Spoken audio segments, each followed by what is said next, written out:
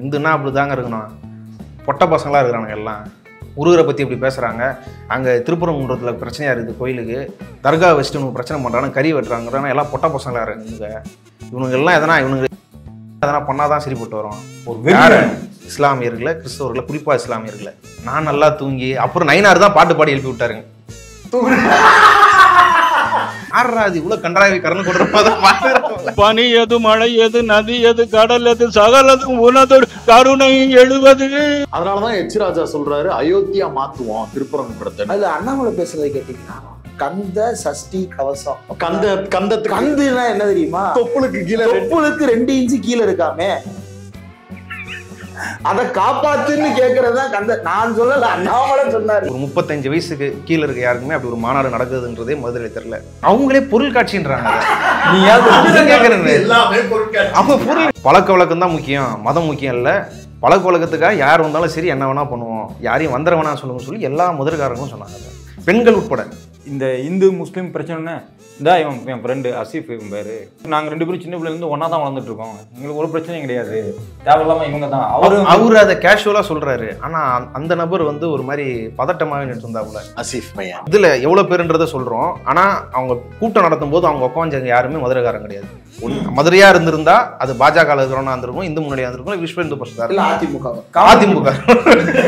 அதிமுக கூட அமைச்சரா இருக்கணும், முன்னாள் அமைச்சரா இருக்கணும். அண்ணாமலை பேசிட்டு இருக்கும்போதே நாங்கள் கேட்குறோம், அம்மா அண்ணாமலை பேசிட்டு இருக்கிறாங்க, 2-3 பேர் சொல்றாங்க யாருன்னு எனக்கு தெரியாதுப்பா அப்படிங்கிறாங்க. நான் முருகனை பார்க்க வந்து பார்த்துட்டேன். பாட்டு ஆரம்பிச்சிருந்து சாரா வெளில வராங்க. வந்ததே 50,000 பேர். 50,000 பேரே பாடினாலுமே கூட அது அப்படி இருக்காது. ஜனங்க பப்ளிக் ஒரு 50 மாசு ஒரு 2,000 பேர் பண்ணாலே ஓன்னு இருக்கும்ல. எதுவுமே இல்லை, வெறும் ஆடியோ தான் பிளே ஆகுது. ஏற்கனவே பாடப்பட்ட ஆடியோ, இல்லைன்னா யாருன்னா ப்ரொஃபஷனலாக பாடுறவங்களை கூப்பிட்டு வந்து பாட வச்சிருக்கலாம். அது ப்ரொஃபஷனலாக இருந்தது அந்த ஆடியோ. கந்த சஷ்டி கவசங்கிறது அதுக்கு அர்த்தம் என்னன்னா ஜனங்க நம்ம பாடி முடிச்சிட்டாங்க.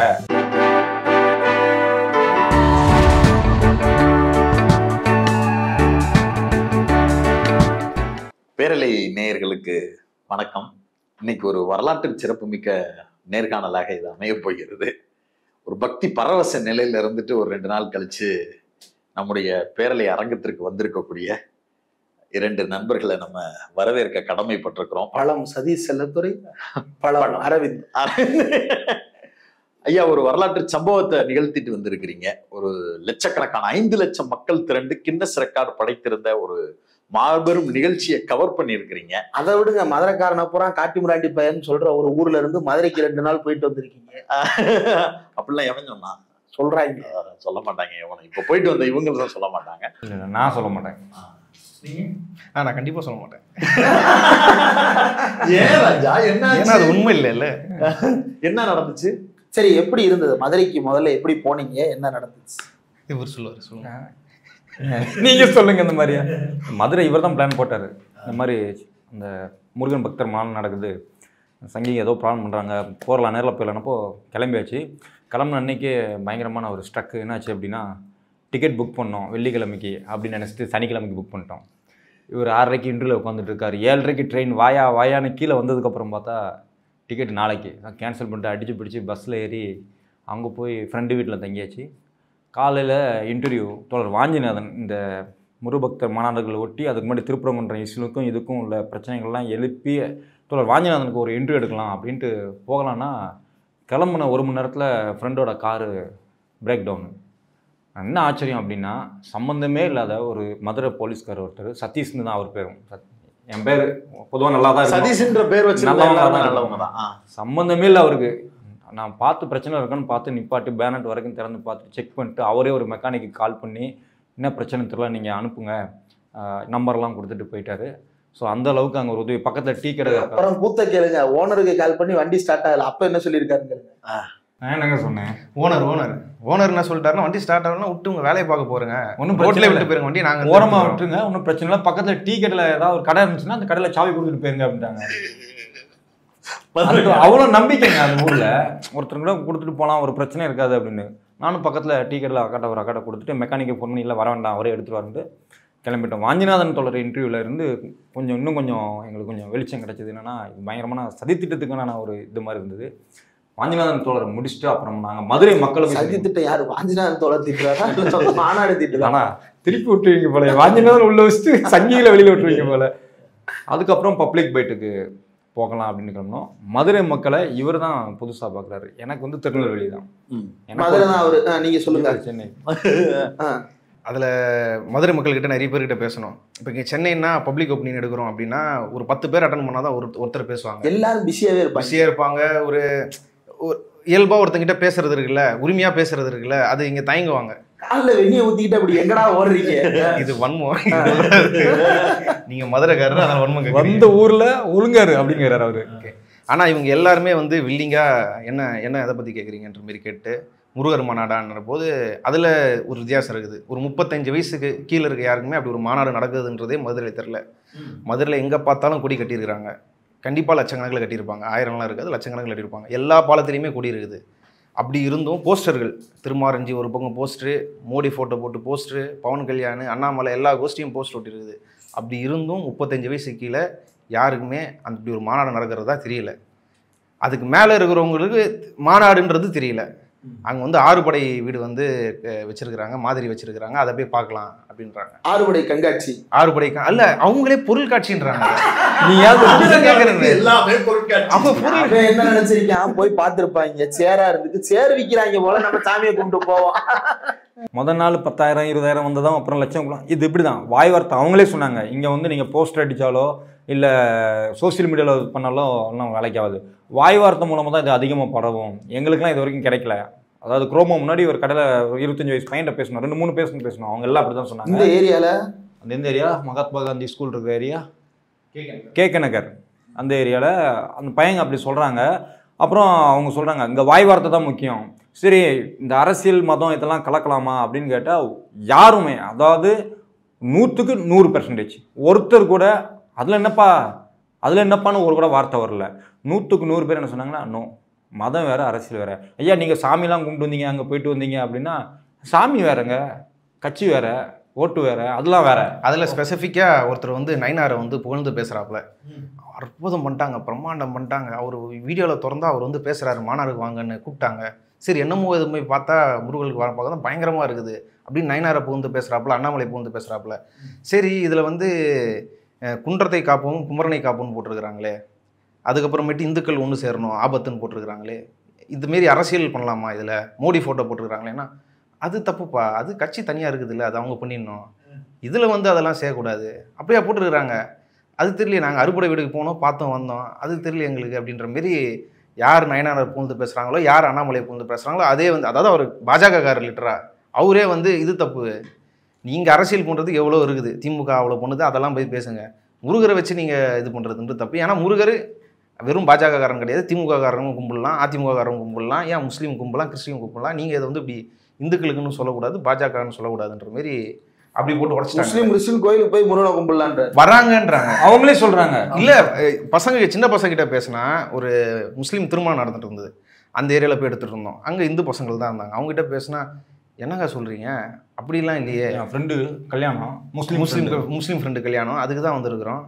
அவனுங்கெல்லாம் முருகன் கோயில் வந்துரு, திருப்பரங்குன்றத்துக்கே வந்திருக்கிறாங்க, அப்படிலாம் ஒன்றும் கிடையாது, அப்படி இங்கே ஒரு பிரச்சனை கிடையாது அப்படின்னா. நான் இப்படி தான் கேட்டோம், இந்துக்களுக்கு ஆபத்துன்றாங்களே, இதுதான் நாங்களும் கேட்குறோம், யார் சொன்னா, என்ன ஆபத்து, எங்களுக்கு இங்கே எதுவுமே கிடையாதுன்றாங்க. ஆனால் அங்கே நோட் பண்ண வேண்டிய விஷயம்னா, இந்து முன்னணின்ற பேர் வந்து எல்லாருக்குமே தெரிஞ்சிருக்கு. நாங்கள் கேட்ட எல்லாருக்குமே இந்து முன்னணி பேர் தெரிஞ்சிருக்குது. எப்படி தெரிஞ்சிருக்குன்னா, ஒன்று அவங்களே ஸ்கூல் பருவத்தில் அந்த எதனா அவங்க ஆக்டிவிட்டிஸ் எதனா இருக்கும்ல, அதில் ஈடுபட்டுருக்குறாங்க. இல்லை அவங்க சித்தப்பா தம்பி இந்தமாரி யாரோ ஒருத்தர் வந்து இந்து முன்னணியில் இருக்கிறாங்க. இந்து முன்னணினா என்ன அப்படின்றது தெரியாது, அவங்க என்ன பண்ணுவாங்க அதெல்லாம் தெரியாது, நல்லது பண்ணுவாங்களே தெரியாது. இந்து முன்னணினா என்னன்னு அவங்களுக்கு எப்போ தெரியுதுன்னா, திருப்பரங்குன்ற விஷயத்தில் இந்து முன்னணி தான் பண்ணியிருக்கிறான், பிரச்சனை பண்ணுறான்றது. ஏன்னா இங்கே இருக்கிறவங்களுக்கு யார் பிரச்சனை பண்ணுறான்னு தெரியாது, ஏன்னா இந்து முன்னணின்றது தெரியாது. அவங்க ஏற்கனவே இந்து முன்னணின்னு தெரிஞ்சிருந்தனால ஈஸியாக வந்து திருப்பரங்குன்றத்தில் பிரச்சனை பண்ணது வந்து இந்து முன்னணி தான், அவங்க பண்ணது தப்பு. அந்த பிரச்சனை தான் பார்க்குறான், அந்த பிரச்சனை தான் பார்க்குறான். அவன் வந்து இதில் தேவையில்லை அது அப்படின்னு தான் சொல்கிறாங்க. அது வந்து ஆமாம் நம்ம இந்து ஆச்சே, நம்ம மதம் ஆச்சேன்னு அப்படி அவனும் பேசலை. வெளியில் நாங்கள் பப்ளிக் பைட் எடுத்த எல்லாருமே என்ன சொல்கிறாங்க அப்படின்னா, அது வந்து கேட்காமலே திருப்பரங்குன்ற பிரச்சனையை கொண்டு பேசியிருந்தாங்க.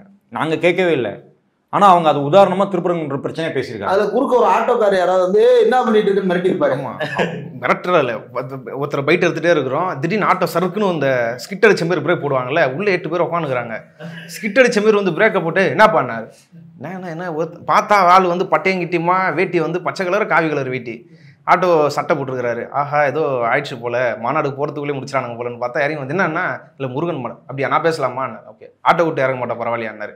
இறங்க வேணாம், ஆனால் ஆட்டோ மட்டும் ஆஃப் பண்ணுறேன், சவுண்டு கேட்காதுண்ணா. சரி ஓகே அப்படின்னு சொல்லிட்டு பேசுகிறாரு 10 நிமிஷம் பேசுகிறாரு. அவங்கெல்லாம் கத்துறாங்க, இருங்க முக்கியமாக பேசிட்டு இருக்கிறல்லன்னு சொல்லிட்டு அவங்கள அதிட்டு பேசஞ்சர் எல்லாம் இறங்க அதிட்டுன்ட்டு எல்லாம் சரி அறுபடை வீடு எல்லாம் மோகம் 6 எதுக்கு நீங்கள் வைக்கிறீங்க, 6 இடத்தையும் போய் எல்லாரும் பார்க்க முடியாது, செலவு பண்ண முடியாது, காசு இல்லை, அப்போ இங்கே வந்தால் பார்த்துடலாம், இதெல்லாம் அருமை. இவ்வளோ யோசிச்சிங்களே, ஒரு தண்ணி பாட்டில் கொடுக்கணும், ஒரு சாப்பாடு கொடுக்கணும், அங்கேருந்து இங்கே வரணும், கட்டுவான் ஒரு அதாவது ஆட்டோவுக்கு காசு போட்டு வர்றதே பெரிய விஷயம், அவ்வளோதான் முடியும். அங்கே வந்து அங்கேருந்து அங்கே நடக்கணும், நீங்கள் லைனை வந்து இப்படின்னு வச்சு ஒரு 2 கிலோமீட்டர் வச்சுருக்கிறீங்க.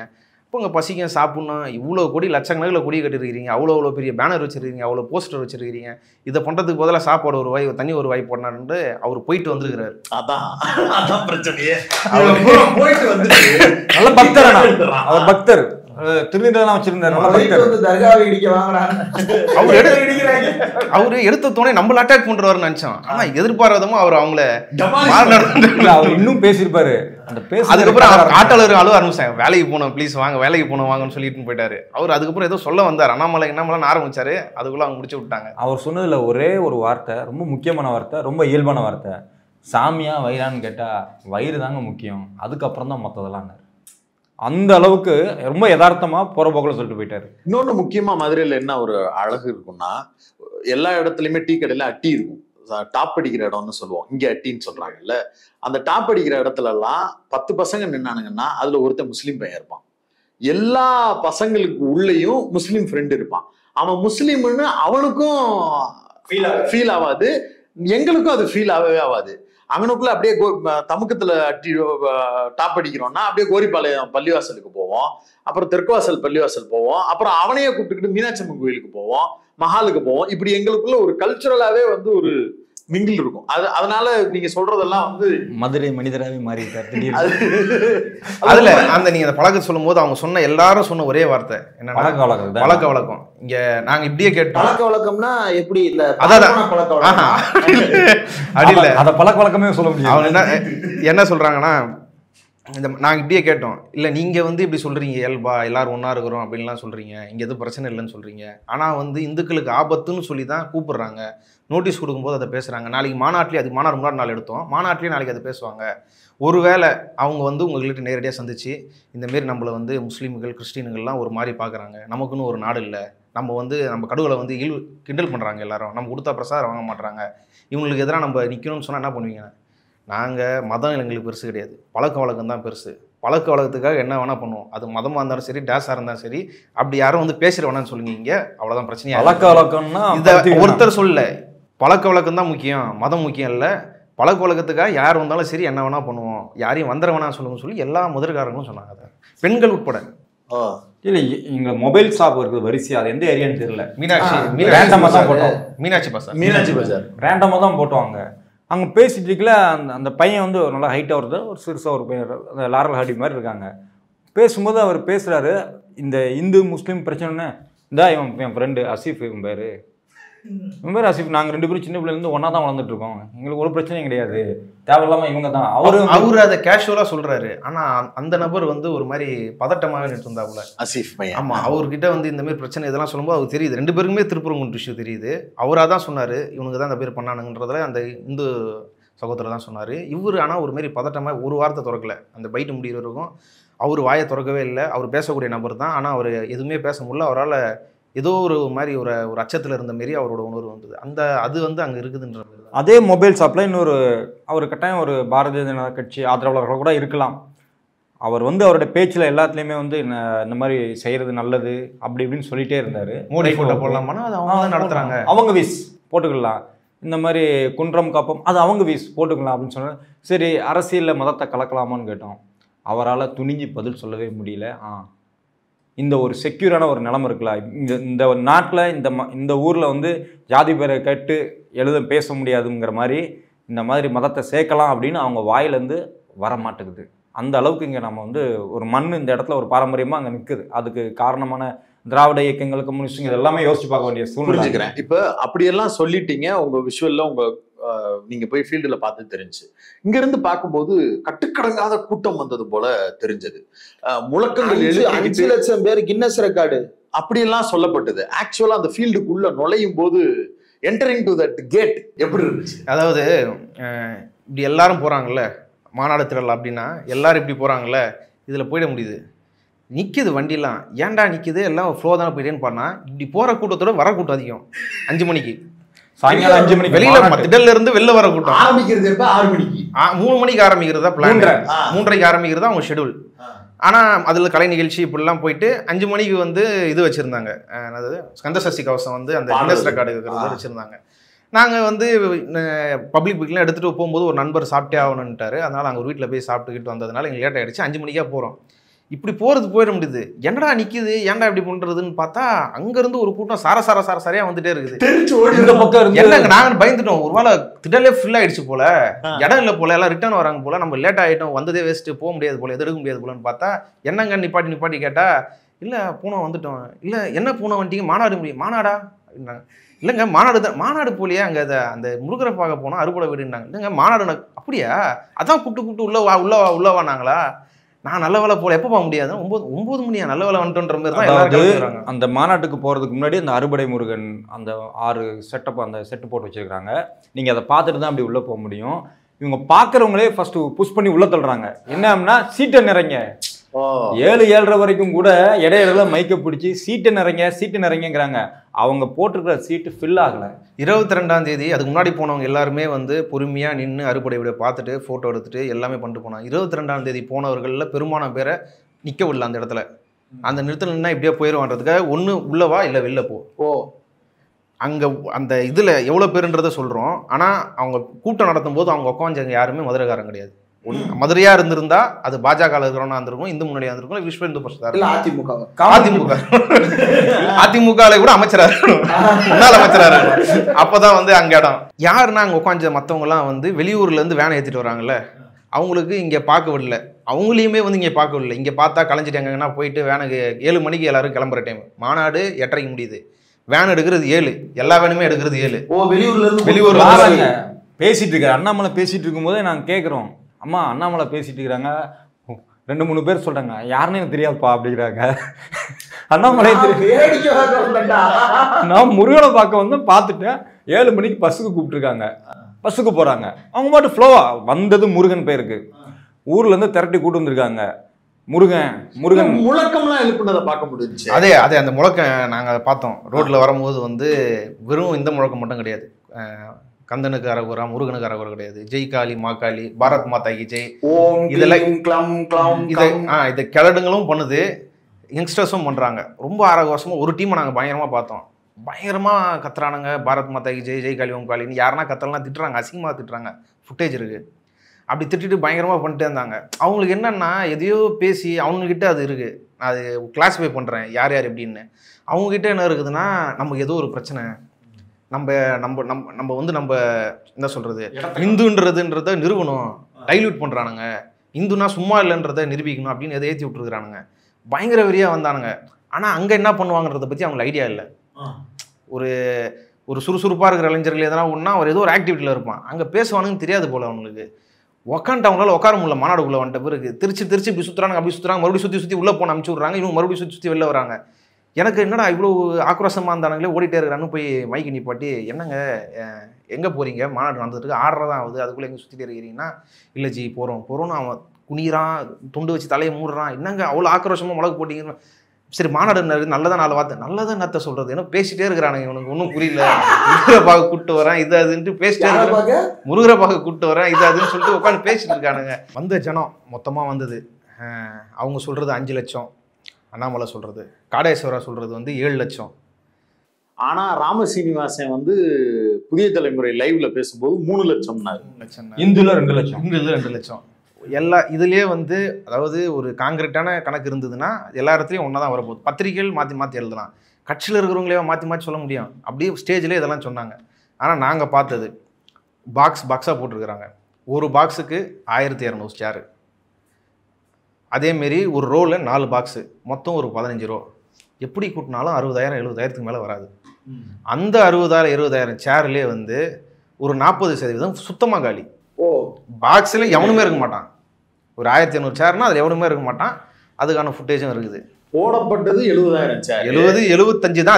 அதுக்கு மேலே போட முடியாது. வாய்ப்பு இல்லை. அதுல பாதிக்கு குறைவான வந்தது 40,000 பேர் தான் இருக்கும். அப்ப 40 அதிகபட்சம் 50 அவ்வளவுதான். அதுக்கு மேல ஏன்னா அங்கங்க ஏன்னா நிறைய பேர் உட்காரல, அங்கங்க நின்று இருந்தாங்க. அதெல்லாம் சேர்த்தாலுமே 50க்கு வாய்ப்பே இல்லை. எல்லாருமே வெவ்வேறு மாநிலங்கள் வேறு மாநிலங்கள் இருந்தும் வந்திருந்தாங்க. இது என்ன ஷாக்கா இருக்கு. வெவ்வேறு மாநிலங்கள் இருந்து வந்திருந்தாங்க. தமிழ் தெரியாதவர்கள் வந்து கேட்டோம். இவருக்கு ஹிந்தி தெரியும், இவர் வச்சிட்டு போயணும். எங்க வந்து வராங்கன்னா உத்தரப்பிரதேசத்துல ராமரை தரிசனிச்சுட்டு நேரா ராமர் கொடிய பிரசாதத்தை தூக்கிட்டு வரானுங்க.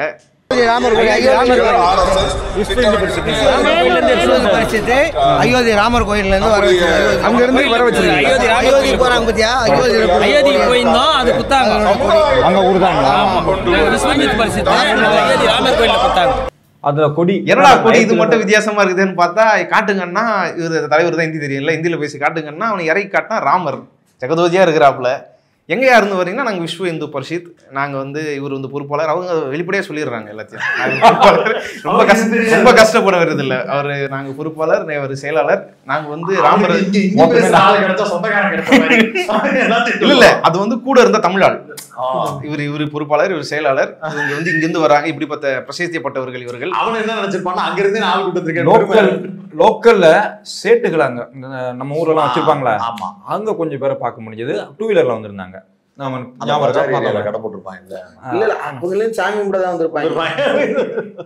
அதெல்லாம் மொத்தம் எப்படி பார்த்தாலும் 50,000 தாண்டறதுக்கு வாய்ப்பே இல்லை. அண்ணாமலை இவர் போட்டிருப்பார் ஃபேஸ்புக் போஸ்ட்ல, காலி சேரை பார்த்து தான் பேச. முன்னாடி வந்து ஒரு க்ரௌடு அண்ணாமலைக்கு அந்த க்ரௌட்ல ஒரு குறிப்பிட்ட சதவீதம் அண்ணாமலை ஒர்க் அவுட் பண்ணி கூட்டு வந்திருக்காரு போல. ஏன்னா மாநாட்டில் பேசுனது யாருக்கும் புரியல, எதுவுமே புரியல. சம்மந்தம் இல்லாமல் பேசுறாங்கன்னே அந்த முதல் ஒரு உங்க கனிமொழின்னு நினைக்கிறேன் அட்வொகேட், அவங்க பேசியிருந்தாங்க. அவங்க பேசும்போது எல்லாரும் தூக்கிட்டாங்க, நான் உட்பட. அதேதான். அவங்களுக்கு என்னடா அந்த குயிலி பத்தி கதை சொன்னாங்கல்ல, அப்படி ஒரு கதாபாத்திரம் வாழ்ந்ததாகவோ, அப்படி உயிர் அது ஒரு அதாவது ஒரு எழுத்தாளர் ஒருத்தர் நாவல் எழுதும் போது, வேலுநாச்சியாரை பத்தி நாவல் எழுதும் போது, நாவல்ல சுவாரஸ்யமான கதாபாத்திரம் தேவை அப்படின்றதுக்காக அவரால் சேர்த்து எழுதுனது அது. அதை உடனே 2 பேர் ஆய்வாளர்கள் வேற ஆய்வு பண்ணாங்க. அதை நம்ம எழுத்தாளர் வெண்ணிலா இப்ப கூட அவங்க வீட்டுல இருந்து 3 பேருமே கலெக்டர் ஆனாங்க. அவங்களோட பிள்ளைங்க அவங்கதான் எடுத்து எழுதுனாங்க. அப்படி ஒரு வரலாறே கிடையாது. அவங்க சுவாரஸ்யமான செய்தி இருப்பாங்க போல. இவங்க ரொம்ப போரா சொல்லி எல்லாரும் தூங்கி, நாங்களும் டயர்டா இருந்தோம், நான் நல்லா தூங்கி, அப்புறம் நயினார் தான் பாட்டு பாடி எழுப்பி விட்டாருங்க. நயினார் தான் பாட்டு பாடி எழுப்புன. யாரா அது இவ்வளவு கன்றாவி கரணம் கொடுற? பனி எது, மழை எது, நதி எது, கடல் எது, சகலதும் உனதொரு கருணை எழுவது அப்படின்னு பார்த்தா அந்த மருதமலை மாமணியவா அந்த பாட்டு ஆன்றாப்ல ஆளு யாரு கத்துறதுன்னு பார்த்தா அவருதான் எழுப்பி விட்டாரு. மாநாட்டு எழுப்புறதுக்காக ஒரு ஆடல் பாடலாம் பயன்பட்டு இருக்கிறாரு. அந்த பசங்க வந்த பசங்க எதுவும் சொல்ல முடியல. அதுக்கு பிறகு பெண்கள் அவங்க எல்லாருமே ஆரோக்கியமா கந்தசஷ்டி கவசங்களை மனப்படமா பாடுறவங்களா முடிகிற வரைக்கும் இருந்தீங்களா? முடிகிற வரைக்கும் இருந்தோம். கந்த சஷ்டி கவசம்ன்றாங்களா 5 லட்சம் ரெக்கார்டு. அது வந்து நாங்க பார்க்கல. ஆனா எங்களுக்கு கேட்டது வந்து பிளே பண்ண ஆடியோ.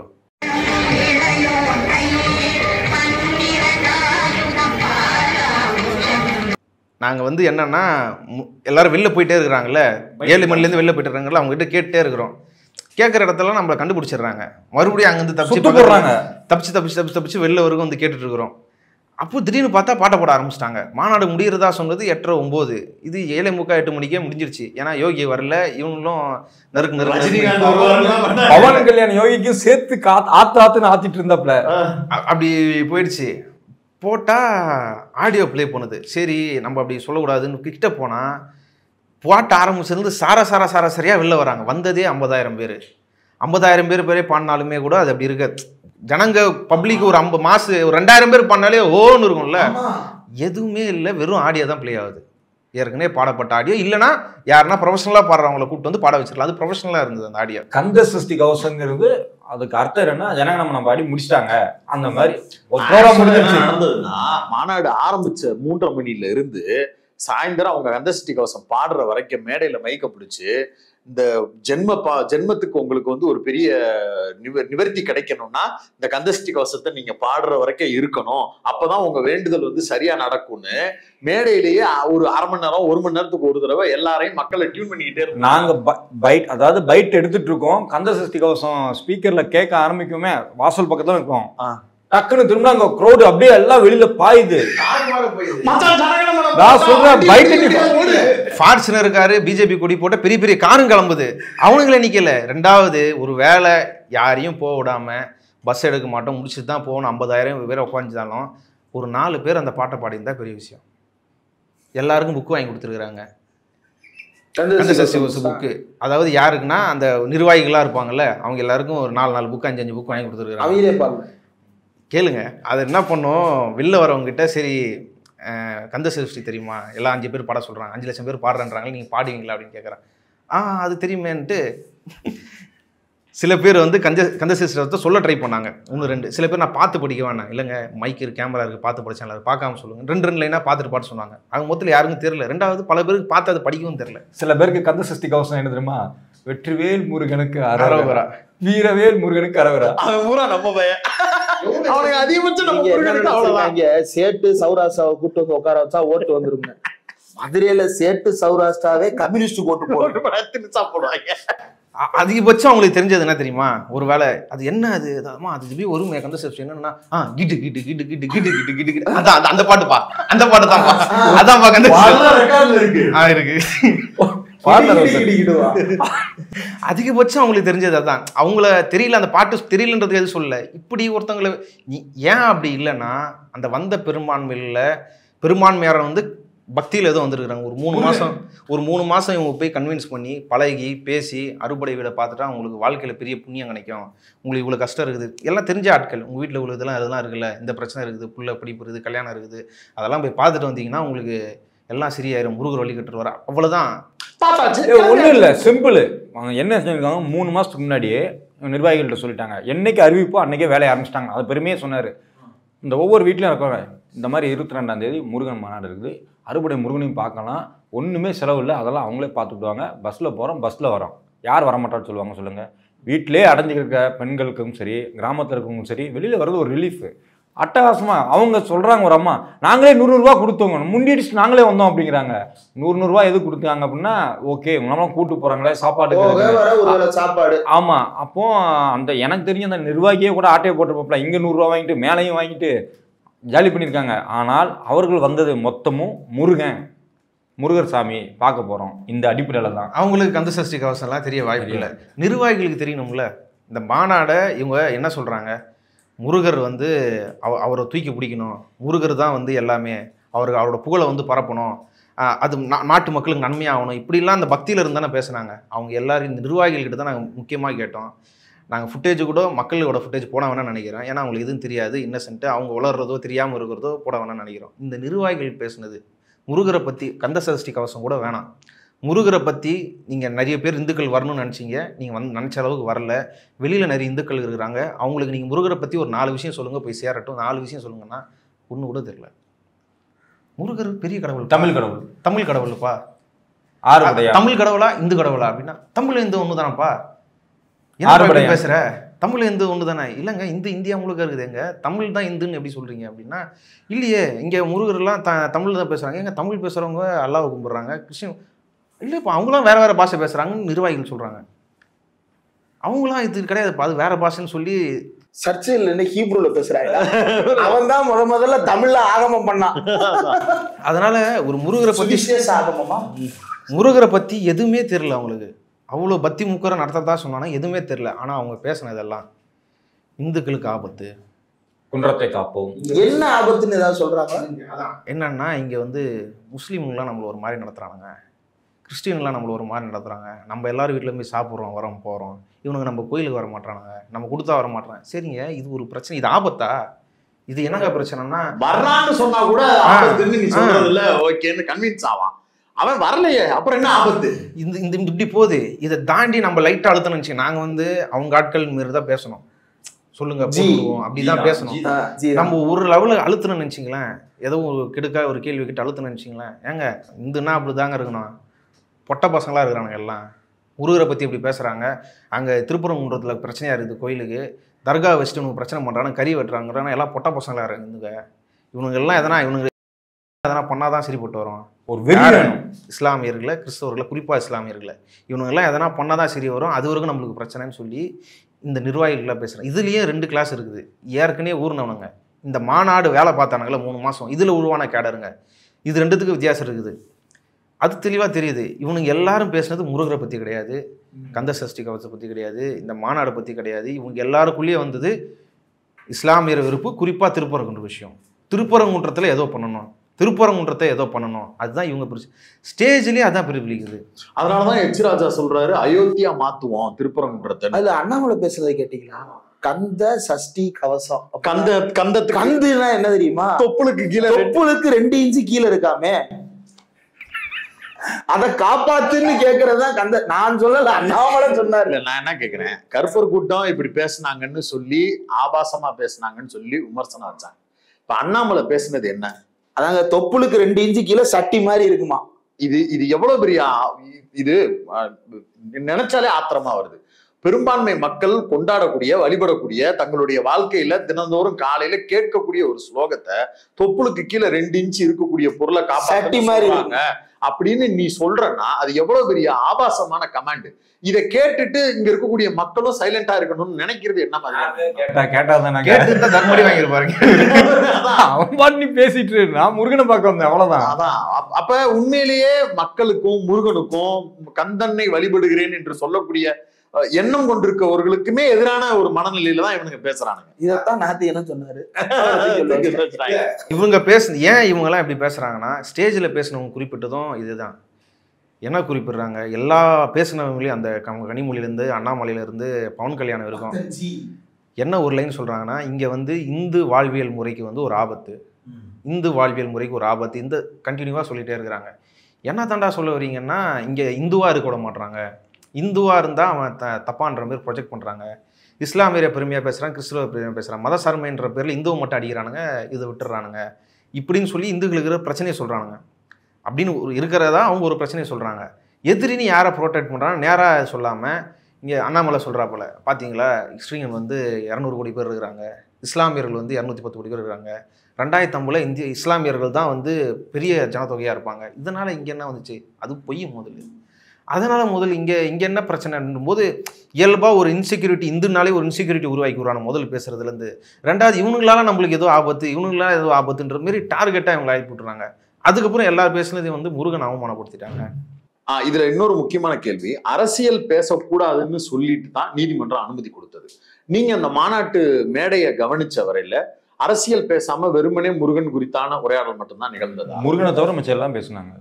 அரசியல் முருகனை ஓரளவுக்கு பேசுனதுன்னா நைனா நாகேந்திரன்.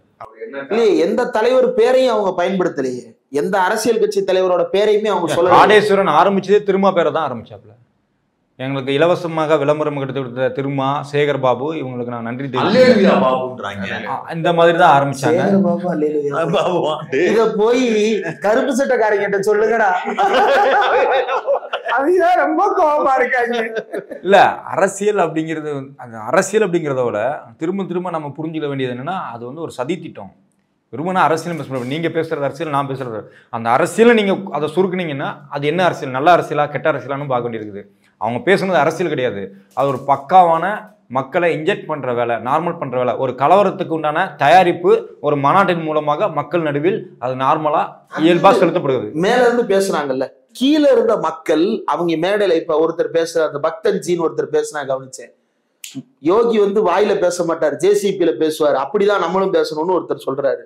இன்னொருத்தர் என்ன சொல்றாரு, சூரசம்ஹாரம் பண்ணணும். ஆமா, யூதர்கள் எப்படி தங்களுடைய இன உரிமைக்காக 4 நாடுகளை எதிர்த்து சூரசம்ஹாரம் செய்கிறார்களோ அப்படி நாம் செய்ய வேண்டும்னு ஒருத்தர் சொல்றாரு. இத மக்கள் உள்வாங்கினாங்களா, இதை ரிஃப்ளெக்ட் பண்ணாங்களா? மக்கள் யாருமே அவங்க பேசுனதை கேட்கலங்க.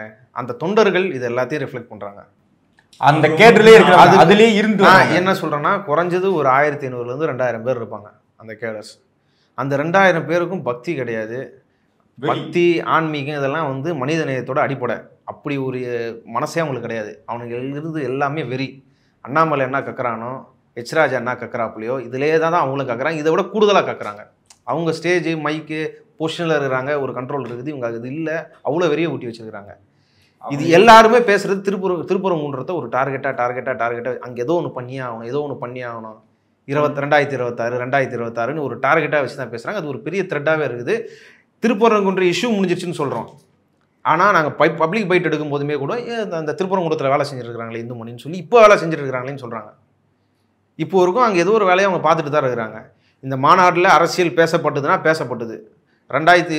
இந்த மாநாடுக்கு அப்புறம் தமிழோட அரசியலே மாறும். முருகர் மாநாட்டுக்கு முன், முருகர் மாநாட்டுக்கு பின்னுன்னா அப்போ தான் அரசியல் இல்லையா? இது வந்து ஆளும் அரசுக்கு ஒரு எச்சரிக்கை. இது ஒரு எச்சரிக்கை மணி. இது இங்கே இந்த அரசுன்றது எப்படி இருக்கணும்? மதம் சார்ந்து இருக்கணும். அமெரிக்காவை பாருங்க, அது என்னது பொருளாதார டெட்ராய்ட், கடவுள் நம்பிக்கை இல்லாம டெட்ராய்ட் அழிஞ்சு போச்சு. ஆமா, அங்கே வெறும் உற்பத்தி சார்ந்து இருந்தாங்க, அழிஞ்சிடுச்சு. இந்தியா அழியாமல் இருக்கணும்னா மதம் சார்ந்த அரசியல், மதம் சார்ந்த பொருளாதாரம், மதம் சார்ந்த கலாச்சாரம் இதெல்லாம் தான் இருக்கணும்னு சொல்லி பல வகையில வந்து அரசியல் பேசுறாங்க. இந்துக்கள் அழியாமல் இருக்கிறதுக்கு இல்ல, அது பாப்பான் அழியாமல் இருப்பதற்காக. அதை ஒருத்தர் பப்ளிக் பைட்லேயே கேட்டார், மதத்தையும் கடவுளையும் நாம் எதுக்குங்க காப்பாற்றணும்? அவங்க தான் நம்மளை காக்கணும், மதமும் கடவுளும் நம்மளை காப்பாற்றணும். அவர் ஈஸியாக தான் மனிதர்கள் ரொம்ப இயல்பாக சொல்லிட்டு போகிறாங்க. இவனுங்க தான் ஒரு கட்டம் கட்டி இந்த மாதிரி ஒரு ஃப்ரேம் பண்ணி இன்ஜெக்ட் பண்ணி அனுப்பிடுறாங்க. கொஞ்சம் யோசிச்சு பாருங்கள். அண்ணாமலை, எச்ராஜா இவங்கெல்லாம் ஸ்டேஜில் பேசுகிறது ஒரு பொசிஷன்லேருந்து இவங்க பேசுகிறாங்க, ஒரு அடக்க ஒடுக்கமாக பேசுகிறாங்க.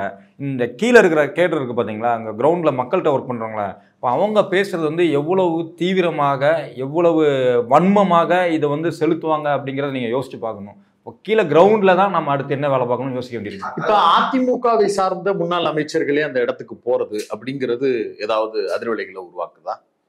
அவங்க மேலே யாருக்கும் எந்த மதிப்பும் இல்லை. எதனா இருந்தால் தானே அது பாதிப்பாயிடுச்சுன்றது பற்றி கவலைப்படுறது. ஆனால் ஒரு டேஞ்சர் இருக்குது. அவங்ககிட்ட இருக்கிற க்ரௌடு அங்கே வர்றது அங்கே போகிறது அதெல்லாமே இருக்குது. இப்போ காணொலி காட்சி ஒன்று ஒளிபரப்பப்பட்டதுல மேடையில் பெரியாரை பற்றி, அண்ணாவை பற்றி, கலைஞரை பற்றி இப்போ உங்களை புகைப்படங்களை வச்சு பேர் சொல்லாமல் நாத்திக நரிகளை நறுக்கி திராவிடத்தை வேறெடுத்து அப்போ வந்து சேர்ல தான் உட்காந்துருந்தாங்களா இல்லை கோவப்பட்டு சேர்லாம் தூக்கி அடிச்சிட்டாங்களா? அது நீங்களே வீடியோவில் பார்த்துருப்பீங்கல்ல, பம்மிட்டு தான் உட்காந்துட்டு இருந்தாங்க. அடுத்த அறிக்கை ராஜேந்திர பாலாஜி மட்டும்தான் ஒரு அறிக்கை கொடுத்துருந்தாரு, அப்படிலாம் விட்டுற முடியாது, வைக்க முடியாதுன்னு திடீர்னு ஞானோதயம் திடீர் ஞானோதயம் திடீர்னு அப்படி. இப்ப நம்ம அது நடந்த உடனே நைட்டா கண்டிச்சிட்டோம். ஆமா, உடனே ராஜேந்திர பாலாஜி மறுநாள் காலையில தவிர்த்து இருக்கலாம். இப்ப நேத்து வந்து ஊற போட்டு அடிச்சோம், இன்னைக்கு வந்து கண்டிக்கிறோம். இல்ல, நீ அப்படி கண்டிக்கிறதா இருந்தா, அப்படி தவிர்க்கிறவரா இருந்திருந்தா அடுத்த நாள் எஸ்பி வேலுமணியை கூட்டு போய் RSS நூற்றாண்டு விழா மேடைக்கு ஏன் போகணும்? அது அவங்களுக்கு வந்து கட்சி வேற கொள்கை வேறையா? ஐயோ, விழாவை நடத்தினது பேரூர் ஆதீனமா? சரி, அதே மாதிரி பிஜேபியை சொல்லு, கட்சி வேற கொள்கை வேற. நீ மேடை போட்டு சொல்லு, எங்களுடைய கொள்கை பெரியாரிய கொள்கை, எங்களுடைய கொள்கை அண்ணாவினுடைய கொள்கை, நாங்க அதுக்கு எதிரானவர்னு மேடை போட்டு சொல்லு.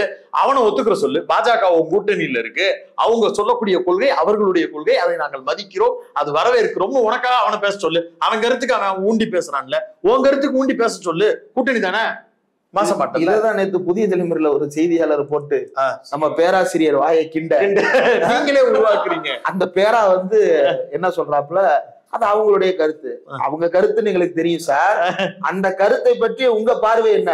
அதாங்க நான் சொல்றேன், அவங்களுடைய கருத்து. இது உங்களுடைய கருத்துன்னாரு, என் கருத்து இல்லைங்க, அங்க நடந்ததை தாங்க சொல்றோம் அப்படின்றாரு.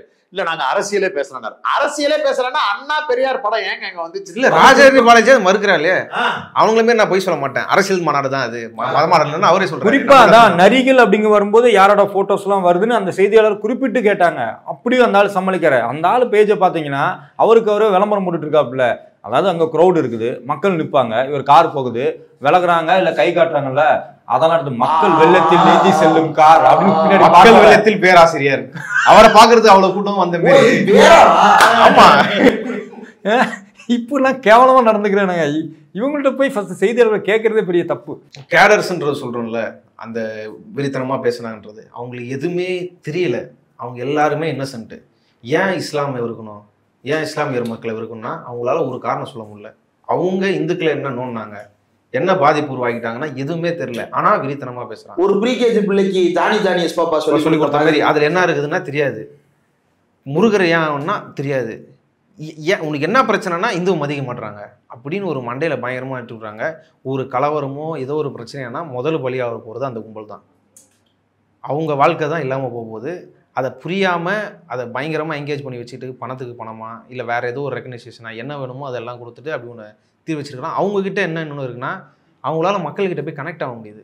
இப்போ இந்த கூட்டம் அந்த மக்கள்லாம் நாளைக்கு கலவரம் வேணால் வரப்போகிறது இல்லை, அவங்களே தான் செருப்பால் அடிக்க போகிறாங்க. ஆனால் அவன் இது உடனே நீங்கள் பண்ண போகிறது இல்லை இது. ஆனால் அவன் அந்த கூப்பிட்டு வந்த மக்கள்லாம் இருக்கிறாங்கல்ல, அவங்க இன்ஸ்ட்ரக்ஷன் கொடுத்துருப்பாங்க போல். யாருன்னா மைக்கு கேமரா நீட்டினாங்கன்னா உங்கள் பொறுப்பாளரை கூப்பிட்டுருங்க அப்படின்னு சொல்லிட்டு இருப்பாங்க போல். நாங்கள் யாருக்கிட்ட நீட்டினாலும் அவங்க பொறுப்பாளர் வந்துடுறாங்க. அந்த பொறுப்பாளரை பற்றி அப்படி போனது பேசுகிறாங்க. தம்பி தான் தங்க தம்பி, அம்மா பொண்ணு தான் நல்ல பொண்ணு, 3 மாதமாக வீட்டுக்கு வந்துட்டு போயிட்டு இருந்தது, இதை சொல்லி பத்திரமா கூப்பிட்டு வந்து பத்திரமா போச்சுன்னு ஒரு செல்வாக்கு வந்து உருவாக்கி ஒரு சேனலை கிரியேட் பண்ணிட்டான். அந்த 2000 பேரால இந்த 50,000 பேரை திரட்ட முடியுது. அது மாதிரி கந்தசஷ்டி கவசம் பாட சொல்லி கேட்கும்போது நம்மளை சுத்துப்பட ஆரம்பிச்சிருந்தாங்க. என்ன எல்லாத்தையும் கந்தசஷ்டி கவசம் பாட வைக்கிறான்னு ஒவ்வொரு இடமா தப்பி தான் போனிருச்சு. அந்த நேரம் கொஞ்சம் களைச்சிட்டு போயிட்டு அப்புறம் வேற ஒரு இடத்துல போய் நின்று இப்படி தான் கேட்க வேண்டியதாகிடுச்சு. அதனால் அது ஒரு த்ரெட்டு தான். இந்த மாநாடுன்றது அவங்களுக்கு ஒரு டார்கெட் இருக்குது, திருப்பரங்குன்றன்னு. அந்த வெளியே ஒரு 1000-2000 பேர் கூட்டி வச்சிருக்கிறானுங்க. அங்கே அவனுக்கு போட்ட தீர்மானத்துலேயும் வந்து தீபம் ஏற்றுன்ற அது எங்கே சிக்கந்தர் தர்கா பக்கத்தில். இன்னொரு என்ன தீர்மானம் என்ன, திருப்பரங்குன்றம் வந்து முருகனுக்கு மட்டுமே சொந்தன்றது. அது ஒரு டார்கெட்டை வச்சு தான் இந்த பிரச்சாரம், இந்த மாநாடு. குறைஞ்சபட்சம் அந்த கேடர்ஸ் எல்லாருமே அந்த இருக்கக்கூடாது, சிக்கந்தர் தர்கா அங்கே இருக்கக்கூடாதுன்ற எண்ணத்தில் தான் பேசுகிறாங்க வராங்க. இது அவங்க நிலைமையை பொறுத்து, அங்கே இருக்க சூழலை பொறுத்து எப்போ வேணால் அது என்னவா வேணால் மாறலான்ற ஒரு த்ரெட் இருக்குது. இப்போ மதுரைனா இந்த கலவர மூடு தான் உங்களுக்கு ஞாபகம்? ஆனால் ஹோலாக கேட்குறேன், இந்த கலவர மூடு தான் ஞாபகம் வருதா, இல்ல மதுரைனா பசுமையான அழகான ஒரு புரட்டா சால்னா அப்படியான நினைவு? இல்ல இப்ப இப்படி கேட்போம். இப்ப இந்த 50,000 பேரை வச்சு ஒரு பெரிய இன்ஜெக்ஷன் ஏத்தப்பட்டுக்கிட்டு இருந்தது. அப்படியே கட் பண்ணி இந்த பக்கம் திரும்பி ரிங் ரோட் வழியா மதுரைக்கு உள்ள நுழையும் போது, ரிட்டனுக்கு நுழையும் போது அந்த என்வாயர்மெண்ட் அப்படியே இருந்ததா, திருப்பி வரும்போது அந்த இன்ஜெக்ஷன் பரவி இருந்ததா, எப்படி இருந்தது? ஐயா அது மதுரையோட என்வாயர்மெண்ட்டே கிடையாது. அது அங்கங்க பொறுக்கிட்டு வந்து தூக்கிட்டு வந்து இந்த பட்டியில வச்சு அந்த பட்டிக்குள்ள இருக்கிற என்வாயர்மெண்ட் இல்ல. இந்த மதுரை அந்த பட்டி ஒரு இடத்துக்கு ஓடி இருக்கும்ல. ஆமா, அப்படி ஓடும்போது வைன் ஷாப் ஓடிச்சு. இல்ல ஓடும்போது நேரம் வைன் ஷாப் தான். ஏற்கனவே வாங்கப்பட்ட சரக்குகள், பற்றாக்குறைக்கு போகப்பட்ட வைன் ஷாப்பு, வேனு பின்னாடி எல்லா கச்சேரிகளும் நடந்தது. அது 6 மணிக்கு தொடங்கிச்சு. 9 மணிக்கு தெரிச்சு ஓடுனதுக்கு காரணம் கடை. ஆமா, அது பத்தாம 6 மணிக்கு ஆரம்பிச்சிச்சு. பத்தாம போனதுக்கு காரணம் மாநாட்டுல இல்ல, அது வந்து பாத்துக்கிட்டாங்க. அதை நம்ம சொல்லிதான் ஆகணும். மாநாட்டுல இல்ல, திடலுக்கு வெளியில பஸ் நிப்பாட்டுவாங்கல்ல, எல்லா பஸ்ஸு வெளியே வந்து போய் சாப்பிட்டு உள்ள வந்துடலாம். சரி, இப்ப சாப்பிட்டாச்சு, சாப்பாடு சாப்பிடணும்ல. நீங்கள் மதுரை உள்ளுக்கு வந்தீங்கன்னா அங்கே இருக்கிற இவங்க கொடியும் போஸ்ட்டையும் தவிர வேறு எந்த அடையாளமும் எங்களுக்கு தெரியும் கிடைக்கவில்லை. சிம்டம்ஸே இல்லை. இந்த சிம்டம்ஸ் அங்கே இல்லை. மக்கள்கிட்ட ஒரு பேச்சுவாக்காவும் இல்லை. இங்கே மாநாடு முடிச்சு கூட்டமாக வீட்டுக்கு வருவாங்கல்ல, பஸ் எல்லாம் பாருங்க, டவுன் பஸ்லாம் நிறைஞ்சு வெளியே. இப்போ திருநெல்வேலியில் ஒரு கூட்டம் நடந்துச்சு அப்படின்னா திரும்பி போகும்போது அந்த ரோடெலாம் டிராஃபிக் ஆகும். குறைஞ்சபட்சம் பஸ் எல்லாம் ஃபுல்லாக இருக்கும். அந்த மாதிரி எந்த இதுவுமே கிடையாது, சுத்தமாக ஒன்றும் கிடையாது. நாங்கள் அந்த ஏரியா விட்டு 1 கிலோமீட்டர் வெளில வந்துட்டோம் அப்படின்னா எங்களுக்கு சிட்டி உள்ளுக்கு 10 கிலோமீட்டர். இப்போ சென்னையில் 10 கிலோமீட்டர் இருக்கு அப்படின்னா ரொம்ப யோசிப்போம். எப்படியும் 1 மணி நேரம் ஆயிருமேடா, இல்லை 3/4 மணி நேரம் ஆயிருமே, டிராஃபிக்ல நின்று நிற்பணும். அங்கே எங்களுக்கு எங்கேயுமே அந்த ஃபீல் ஆகலை. 10 கிலோமீட்டர் நோ ப்ராப்ளம் போகலாம். உணவு இதெல்லாம் ஐயா மதுரைனா எனக்கு இதுக்கப்புறம் அப்படின்னு இருக்கும்னா 2 இந்த பயலகள்னு சொல்கிற வார்த்தை, அதை ரொம்ப உரிமையாக நம்மகிட்டே பைட் எடுக்க போனகிட்டே நம்மகிட்டே ரொம்ப உரிமையாக பேசுறது. ஓகே, அதாவது இங்கே அட்டி இருக்கும்ல, ஓகே அந்த மாதிரி இருக்குது போல், 2 நாள் இருந்தால் இவனு கூட நம்மளே சுற்றலான்ற மாதிரி நல்லா இருந்தது. அது ஒரு ரெஸ்பான்சிபிளாகவும் இருந்தது, ரொம்ப ஒரு இதுவாகவும் இல்லை. 2வது சாப்பாடு, எங்கே போட்டாலும் சாப்பாடை கொண்டுடுறாங்க. ரியாஸு, நியூ மாஸு, அப்புறம் வஃப்பு பக்கத்தில் ஒரு பீஃப் பிரியாணி கடை, எல்லாம் கொண்டுடுறாங்க வித விதையாக. பரோட்டாக்கு குடல் இங்கெல்லாம் அது என்ன, இங்கே என்ன சொல்லுவோம், அது போட்டி. அங்க குடல்ன்றாங்க. என்னோட குடல் இது வந்து எதுக்கு சமைச்ச கறி மாரி இங்க பழகிடுச்சா? குடல்லாம் வந்து கடையில வாங்குற மாதிரி இருக்குது. இவங்க சமைச்சதே குடல், ரா மெட்டீரியல் பண்றாங்க குடல்னு அப்படியே எக்ஸைட் ஆகுது.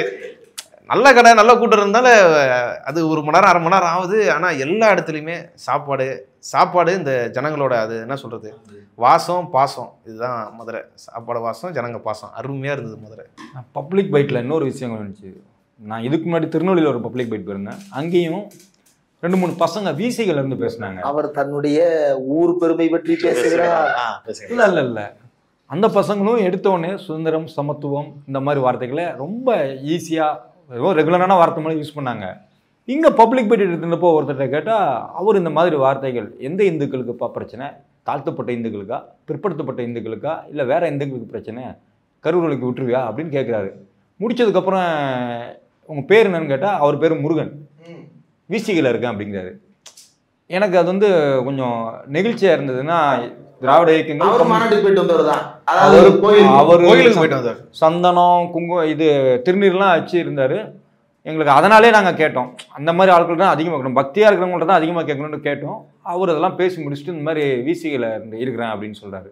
இந்த மாதிரியான ஒரு கேட்டர் பேஸை வந்து அதாவது பொலிட்டிக்கலா வந்து திரும்ப வந்து மூவ்மெண்ட். அப்ப இதுல இருந்து என்ன தெரியுதுன்னா, திரும்ப அழிச்சது 90 கிடையாது, உன்னோட சனாதன வேலையா அழிச்சிருக்கிறாப்ல, மொத்தமா அழிச்சிருக்கா. யாரு சம்பந்தப்பட்ட முருகனே வாக்குமூலம் கொடுக்குற மாதிரி வச்சிருக்காரு. அதே போல திரும்ப வந்து தன்னோட நெத்தி திண்ணீரத்தான் அழிச்சாரு. எதுல இருக்கிற திண்ணீர் அழிக்கல, ஆனா திண்ணீர் பூசண மண்டைக்குள்ளேயும் பிற்படுத்தப்பட்ட இந்து யாரு, தாழ்த்தப்பட்ட இந்து யாரு, இவனையெல்லாம் இந்த நிலைமைக்கு தள்ளிய பார்ப்பன இந்து யாரு அப்படின்றத புரிய வைக்கிறது. அப்புறம் இவர் வந்து நான்வெஜ் சாப்பிடுறாரு, அதனால அடிச்சு ஊத்தினாரு. அவர் அதை பத்தி சொல்லாம வெஜிடேரியன், உங்களுக்கு வந்து கரண்டியே காட்டாது. அப்படிலாம் இல்ல, நான் ஃப்ரெண்டு வீட்டுல தான் தங்கியிருந்தோம். காலையில பொங்கல் சாப்பிட்டு தான். மதுரையில உங்களுக்கு 2 கடை இருக்கு, அந்த 2 கடைக்கு நீ வாங்க. அந்த பக்கம் சபரிஸ், அந்த பக்கம் அம்மன் போற இடத்துல சால்னா எப்படி? ஐயோ ஏங்க இங்க இருங்க, சால்னானா இங்க வந்து சேர்வான்வாங்க. இங்க தேங்காய் மதுரையில போய் சேர்வானா